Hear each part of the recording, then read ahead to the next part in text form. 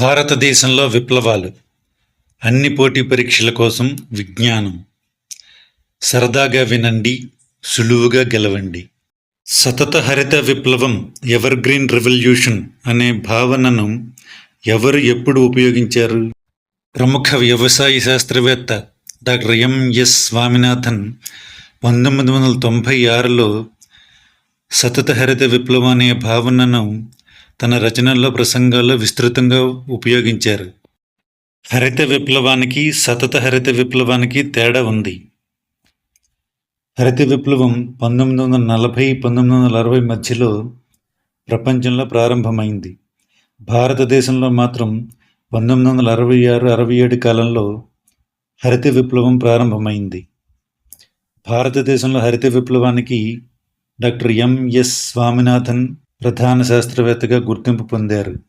సతత హరిత విప్లవం అంటే పర్యావరణాన్ని దెబ్బతీయకుండా సహజ వనరులను కాపాడుతూ వ్యవసాయ ఉత్పాదకతను నిరంతరం పెంచడం, అధిక వ్యవసాయ దిగుబడులు, నీటి వనరుల సంరక్షణ, నేలసారాన్ని కాపాడడం, జీవ వైవిధ్య పరిరక్షణ, రసాయన ఎరువులు, పురుగుమందుల అధిక వినియోగాన్ని తగ్గించడం, స్థిరమైన వ్యవసాయ పద్ధతులను ప్రోత్సహించడం సతత హరిత విప్లవం యొక్క ప్రధాన లక్ష్యాలు. ప్రోటీన్ విప్లవం అంటే ఏమిటి?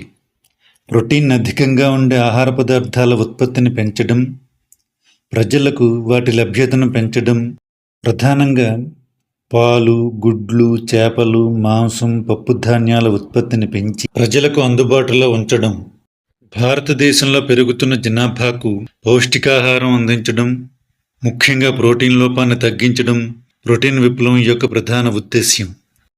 బూడిద విప్లవం 1960-1970 దశకంలో ప్రారంభమైంది. ఎరువుల ఉత్పత్తి పెంచడం దీని ప్రధాన లక్ష్యం. రౌండ్ విప్లవంలో భాగంగా బంగాళాదుంపల ఉత్పత్తిని పెంచేందుకు 1960వ దశకం నుంచి 2000 సంవత్సరం మధ్యకాలంలో కృషి జరిగింది. నీలి విప్లవం 1970వ దశకంలో ప్రారంభమైంది. ఈ విప్లవానికి కీలక వ్యక్తులు డాక్టర్ హీరాలాల్ చౌదరి, డాక్టర్ అరుణ్ కృష్ణన్. చేపలు, మత్స్య పరిశ్రమ అభివృద్ధి లక్ష్యంగా కృషి జరిగింది. శ్వేత విప్లవం 1970వ దశకం నుంచి 1996 మధ్యలో జరిగింది. పాలు, పాల ఉత్పత్తుల పెంపు కోసం కృషి జరిగింది. దీని ప్రధాన సూత్రధారి డాక్టర్ వర్గీస్ కురియన్. గులాబీ విప్లవం 1970వ దశకంలో ప్రారంభమైంది.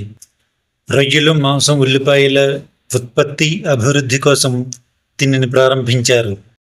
ఎరుపు విప్లవం 1980వ దశకంలో మాంసం, టమాటాల అభివృద్ధి కోసం ప్రారంభమైంది. పసుపు విప్లవం 1986-1990 మధ్యకాలంలో ప్రారంభమైంది. నూనె గింజల ఉత్పత్తి అభివృద్ధి కోసం కృషి జరిగింది. బ్రౌన్ విప్లవం కోకో, తోలు మొదలైన వాటి ఉత్పత్తి పెంపు కోసం బ్రౌన్ విప్లవం ప్రారంభమైంది.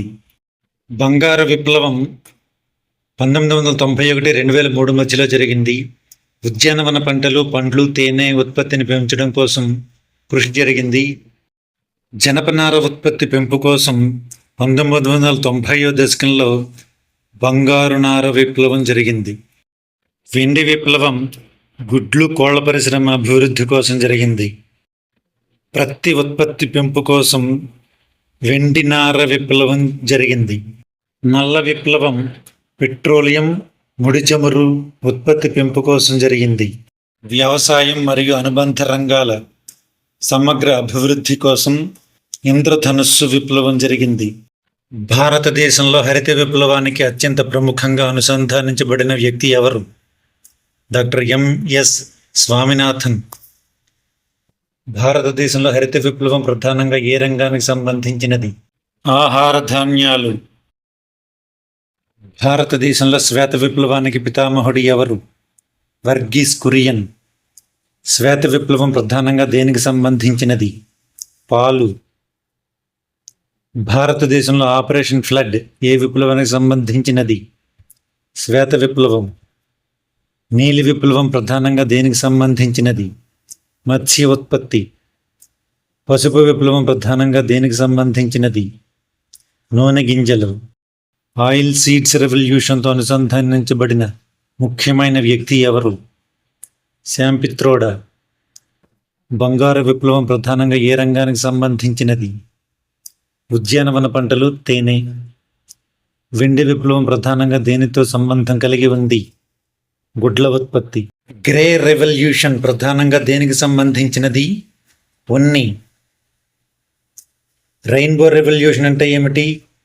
వివిధ వ్యవసాయ మరియు అనుబంధ రంగాల్లో సమగ్ర పురోగతి కోసం జరిగిన విప్లవం.